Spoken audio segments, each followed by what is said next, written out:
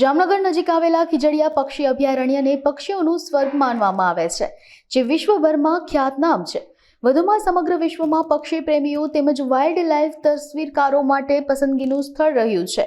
ત્યારે હાલ શિયાળાની સિઝન શરૂ થઈ હોવાથી ઠંડીમાં અનેક વિદેશી પક્ષીઓ મૂળ વતનથી ભારતના અલગ અલગ પક્ષી અભયારણ્યમાં આવી રહ્યા છે, જેમાં ખીજડીયા અભયારણ્યમાં પણ જાત જાતના પક્ષીઓ મહેમાન બન્યા હોવાથી અભયારણ્યની શોભાને ચાર ચાંદ લાગ્યા છે.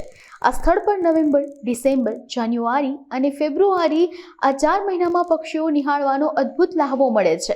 તેમજ અનેક દેશોના પક્ષીઓ સમગ્ર શિયાળો આ સ્થળે જ વિતાવે છે. સાથોસાથ અહીંનું જૈવ વૈવિધ્ય દેશ વિદેશના પક્ષી પ્રેમીઓ માટે આકર્ષણનું કેન્દ્ર બને છે. ત્યારે સવારના 6 વાગ્યાથી લઈને સાંજના 6 વાગ્યા સુધી પક્ષી અભયારણ્યમાં બુકિંગ મળી શકે છે. સાથે જ જે તંત્ર દ્વારા કરવામાં આવતી વ્યવસ્થા અંગે પણ પ્રવાસીઓ દ્વારા ખુશી વ્યક્ત કરવામાં આવે છે. Shashkumar MC, and we are 28 ACF trainees from Dehradun, from 4 states, that is Karnataka, Maharashtra, Chhattisgarh and Uttar Pradesh. As part of our West India tour, today we visited this Khijadiya Bird Sanctuary, where we saw different ecosystems. Here we can say it's a paradise for the bird watchers and also the bird ecosystem, where we saw many indigenous and migratory birds. Majorly, the king of this Khijadiya National Park, Khijadiya Bird Sanctuary, also we could be witness to see, and also various management activities that are being taken up, like bund stabilization works, plantation works, and also the bird watching and the importance of such wetlands are being very well depicted over here. So, from our entire academy side and also from our officer trainee side, we thank the administration over here for providing such wonderful opportunity. So, thank you once again. नमस्कार, मेरा नाम अंकित कुमार जैन है।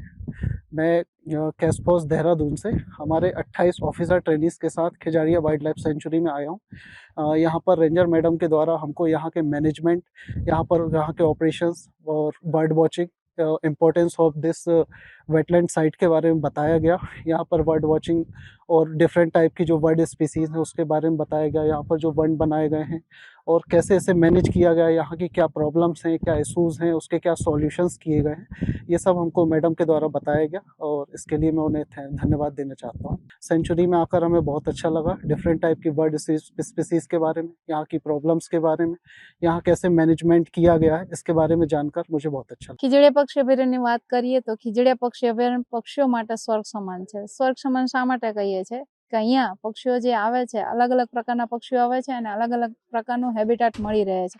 અત્યારે જોઈએ તો શિયાળાની શરૂઆત થઈ ચૂકી છે, તો હજારોની સંખ્યામાં જે માઇગ્રેટરી પક્ષીઓ છે આ આવવાના ચાલુ થઈ ગયા છે અને એની સાથે સાથે જ આપણે 16 ઓક્ટોબરે ખીજડીયા પક્ષી અભયારણ્ય પ્રવાસીઓ માટે ખુલ્લું મૂકવામાં આવ્યું છે, જ્યારે ઘણા બધા પ્રવાસીઓએ મુલાકાત લીધી છે અને હાલ अलग अलग जे ट्रेनिंग में होय, मतलब के यूनिवर्सिटी होय के अमारा गवर्नमेंटना कोई भी कोर्स चालतो होय के कोई गवर्नमेंटनी भरती होय, मतलब के अत्यारे हाल जोईए आजे अमारा डायरेक्ट एसएफ ऑल इंडियानी जे बेंच होय के आरएफओनी बेंच होय के आईएफएसनी बेंच होय ए पण लोको अभयारण्यनी मुलाकात लेवा माटे आव्या छे અને દિવાળાની સિઝન ગઈ હમણાં જ, તો સિઝન ખુલતાની સાથે અત્યાર સુધીમાં હજારોની સંખ્યામાં પ્રવાસીઓ મુલાકાત લીધી છે અને આ પ્રકૃતિને માણી છે અને અહીંયા પક્ષીઓનો લાવો લીધો છે. ખાસ કરીને આ વખતે ડિપાર્ટમેન્ટ તરફથી જે ટુરિસ્ટો આવે છે એના માટે ફ્લેમિંગો વોચ ટાવર પર એક સ્કોપ અને બાયનોક્યુલર રાખવામાં આવે છે, એની સાથે ડિપાર્ટમેન્ટના જ એક માણસ રાખવામાં આવે છે, જેથી કરીને જે ટુરિસ્ટ આવે છે